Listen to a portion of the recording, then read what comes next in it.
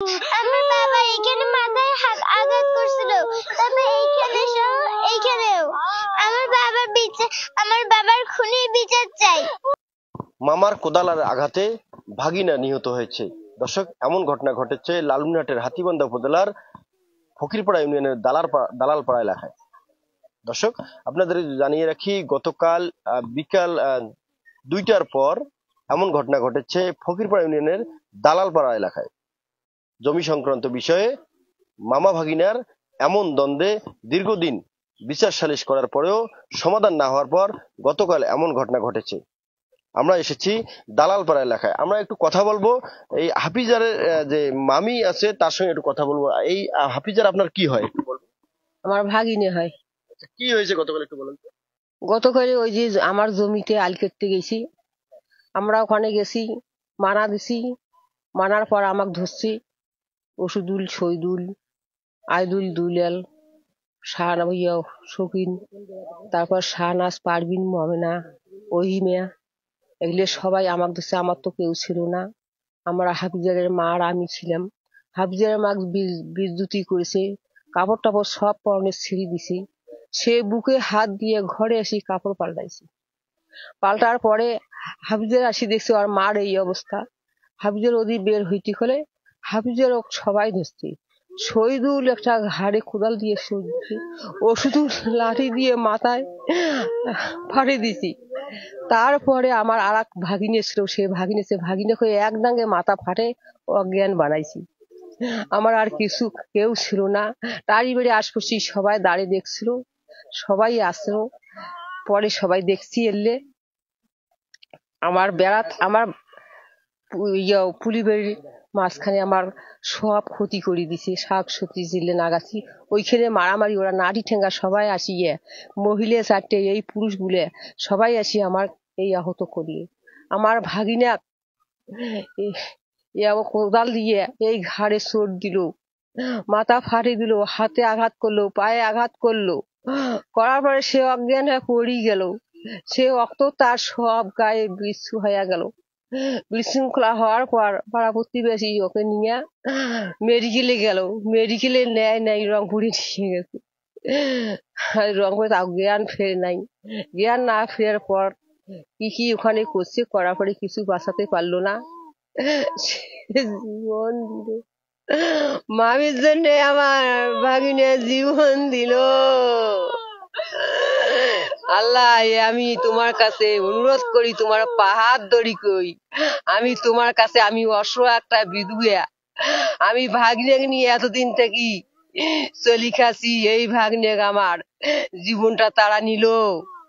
আমি তোমার কাছে বিচার চাই, আমাকে বিচার দাও। আমার আগ পাজ আর কেউ নাই, আমার ছেলে নাই, স্বামী মারা যাবার 20 বছর হয়েছে। আমি সেই খেল থেকে ওই ভাগ্নের পাশে আছি।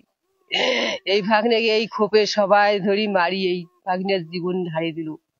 দর্শক, আপনাদেরকে যদি জানিয়ে রাখি, মামার বিশেষ করে শহীদুল, রশিদুল এবং আহিদুল নামে কয়েকজন ব্যক্তি তাদের কোদালের আঘাতে নির্মম ভাবে মৃত্যুর কোলে ঢলে পড়েন হাফিজার রহমান। আমরা একটু হাফিজারের মেয়ে আছে তার সঙ্গে একটু কথা বলবো। আসলে কারা আপনার বাবাকে মারলো এবং কি কারণে মারলো? আমার বাবা ওরা মারছে, আমি কাকা বলি ডাকবো?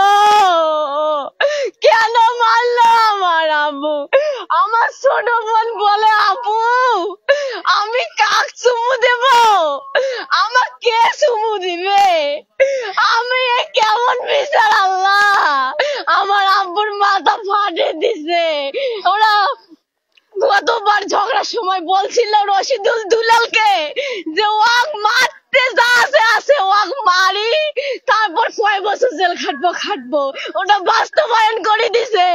আমার বাবা কারো কোনো ক্ষতি করে নাই। আমার বাবা কেন এভাবে প্রাণ হারালো? আমি বিচার চাই, আমি ফাঁসি চাই। আমার বাবা কেন নিষ্ঠুর ভাবে মারলো? আমরা একটু কথা বলবো হাফিজারের ছোট মেয়ে, তার সঙ্গে একটু আসলে আছে কি একটু দেখি। এই যে হাফিজারের যে ছোট 2টা মেয়ে, তার এই যে একটা ছোট মেয়ে, তোমার বাবা কি হয়েছে?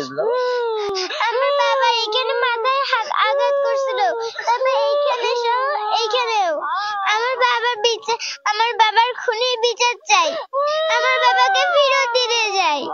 আমার বাবা কেন এরকম করে বিচারে শুয়ে আছে? দর্শক, আমরা যদি একটু বলি যে এই হাফিজার এই এলাকার একটি ভদ্র একটি ছেলে ছিল, সেই হাফিজারকে এমন নির্মম ভাবে আঘাত করা হয়েছে যে সে এখানেই অজ্ঞান হয়ে যায়। স্থানীয়রা পরবর্তীতে তাকে হাতীবান্ধা হাসপাতালে নিয়ে যায় এবং সেখান থেকে রংপুর হাসপাতালে রেফার করলে সেখানে আজ ভোর 5টার সময় তিনি মৃত্যুর কোলে ঢলে পড়েন। এ নিয়ে এই পরিবারের মাঝে শোকের ছায়া নেমে এসেছে। এই যে হত্যাকাণ্ডের একটি সুষ্ঠু বিচার চেয়েছে স্থানীয়রা। তবে হাতীবান্ধা থানা পুলিশ অফিসার ইনচার্জ মাহমুদুল নবী তিনি জানিয়েছেন এই হত্যাকাণ্ডের সঙ্গে জড়িত 2 জনকে ইতিমধ্যেই আজ সকালেই গ্রেপ্তার করা হয়েছে। পরবর্তীতে পরিবারের অভিযোগের আলোকে তাদের বিরুদ্ধে আইনগত ব্যবস্থা নেবেন এমনটা জানিয়েছেন। তবে আমরা আরেকটু যদি জানিয়ে রাখি, লালমনিরহাট থানা পুলিশের অধীনে পাটগ্রাম, কালীগঞ্জ এবং হাতীবান্ধা এই সার্কেল যে বি সার্কেল আছে, বি সার্কেল ইতিমধ্যেই রওনা দিয়ে তিনি আমাদের এই পরিবারের মাঝে আসবেন এবং প্রাথমিক তদন্ত করে পরবর্তীতে প্রয়োজনীয় পদক্ষেপ নেবেন এমনটাও জানিয়েছেন বি সার্কেল।